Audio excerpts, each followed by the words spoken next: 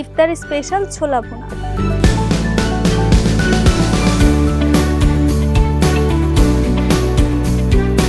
প্রথমে একটি প্যান দিব, 2 টেবিল চামচ তেল দিব, 1/4 কাপ পেঁয়াজ কুচি দিব, হাফ চা চামচ লবণ। পেঁয়াজ বাদামি হয়ে আসলে আদা বাটা 1 চা চামচ, রসুন বাটা হাফ চা চামচ, হলুদ গুঁড়ো দিব হাফ চা চামচ, 1 চা চামচ মরিচের গুঁড়া, টমেটো কুচি দিচ্ছি হাফ কাপ, একটু পানি দিব। এখন এটিকে ভালো করে কষিয়ে নিব।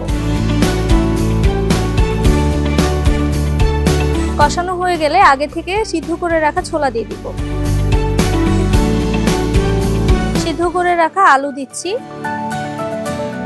হাফ চা চামচ গরম মশলা দিচ্ছি, কাঁচামরিচ কুচি দিব 2 টেবিল চামচ, স্বাদ মতো লবণ দিচ্ছি। এখন ভালো করে মিশিয়ে নিব। একটু পানি দিব। ঢেকে কিছুক্ষণের জন্য রান্না করব। নামানোর আগে কিছু ধনেপাতা দিয়ে দিব।